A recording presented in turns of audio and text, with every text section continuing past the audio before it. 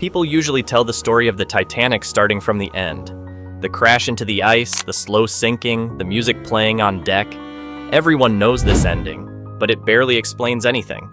It doesn't explain why the ship was moving at full speed in an area where icebergs were expected. It doesn't explain why the damage, which didn't look that massive, turned out to be fatal. It doesn't explain why the evacuation was delayed, or why some warning signs were misunderstood. The disaster is often reduced to one single moment, but in reality, it was a chain of events. And that chain didn't start the night of the collision. It didn't even start when the ship left port. It started much earlier, when the Titanic was still on the drawing board. Titanic wasn't just a ship, it was a product designed to change how people traveled across the Atlantic. At the beginning of the 20th century, White Star Line couldn't compete with rivals in speed. So instead of trying to catch up, they changed the rules of the game. They focused on size comfort and the feeling of absolute stability. The size of the liner was meant to be an argument on its own. It was almost 270 meters long. Its height was compared to that of a multi-story building, and its weight exceeded 50,000 tons. It was no longer perceived as an ordinary ship. It was seen as a floating piece of infrastructure. The design included a system of watertight compartments that were supposed to limit the spread of water if the hull was damaged. This principle was not new, but it was the first time it had been used on such a scale. The calculations showed that the liner could remain afloat even if several compartments were flooded. By the time it set out on its voyage, there were more than 2,000 people on board.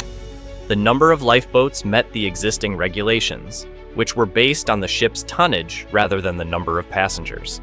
These rules had been created in an era when ships were smaller and disaster scenarios were simpler. On the evening of April 14, 1912, the Titanic was sailing through an area where icebergs were common at that time of year. During the day, the ship received several radio messages from other vessels, warning about ice and large individual chunks. These messages were passed on to the bridge. Ice in the North Atlantic in spring was seen as an inconvenience, not a threat. Collisions with icebergs were rare. The complete loss of large ships was even rarer. The speed was not reduced, even though the area was already considered potentially dangerous. Sticking to the schedule was seen as a sign of reliability, and captains were reluctant to abandon that principle without a clear reason. The weather conditions created a sense of control. The sea was calm, and there was almost no wind. But that same calm played the opposite role that evening. The absence of waves meant there was no white line of foam at the base of the icebergs, which usually helped spot them from a distance. The ice blended into the dark water and the horizon.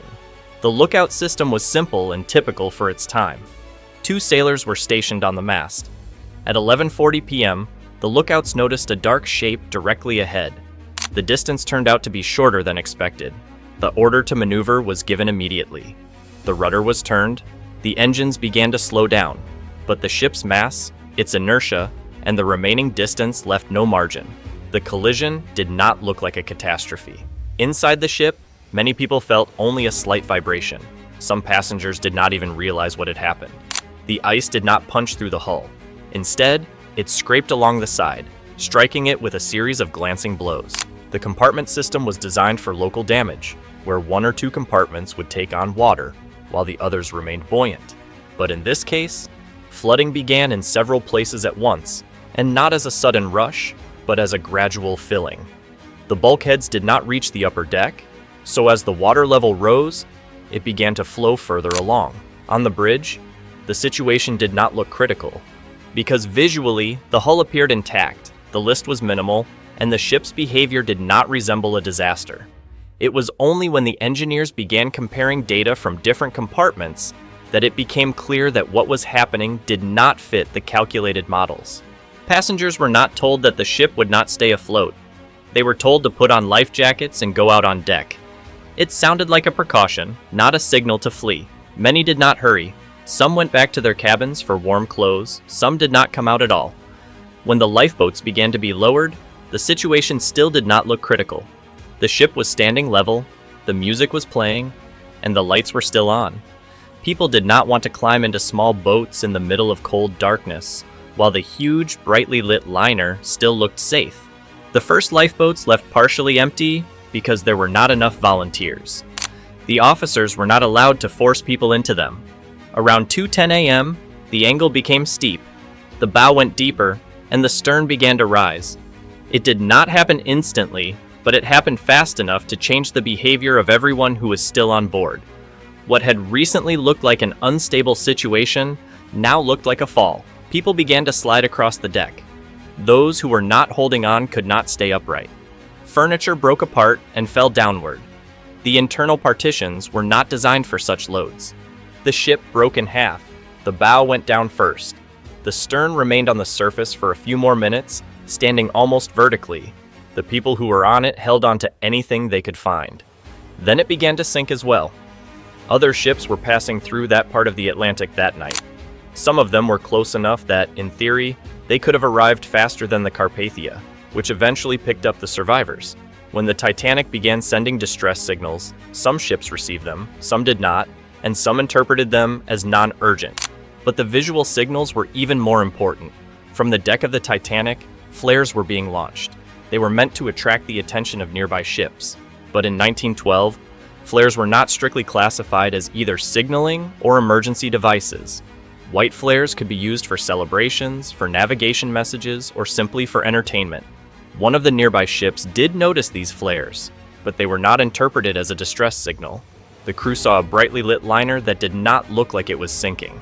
The Carpathia was farther away, but its radio operator understood the Titanic's messages as an emergency. The captain turned the ship around immediately, despite the danger of moving through ice. When the Titanic sank, the official explanation sounded simple: a collision with an iceberg, damage to the hull, water flooding in, and the loss of buoyancy. This version worked, but it did not explain a number of details that became noticeable in the first weeks after the disaster. One of the first doubts concerned the behavior of the metal. It turned out that some of the steel plates had not been torn apart in the usual sense, but had instead opened along their seams.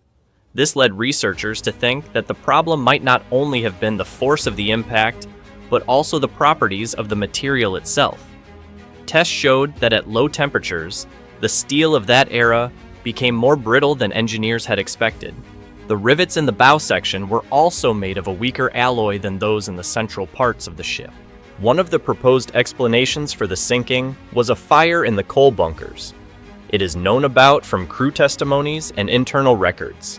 Such fires were not unusual for ships of that era.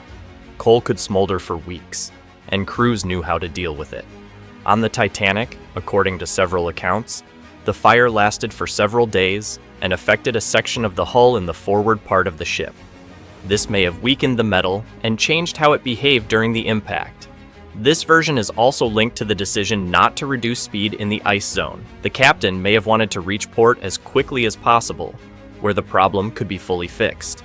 There is no proof that the fire was the decisive factor, but its existence is confirmed.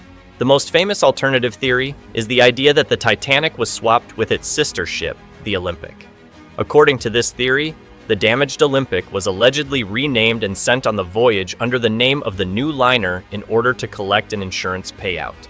This theory is based on the company's financial difficulties, the similarity of the ship's designs, and certain inconsistencies in the documents. The Titanic disaster is often reduced to a single cause.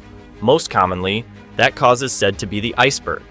Sometimes it is design flaws. Sometimes it is human error. But none of these explanations on their own fully explains why the tragedy became inevitable.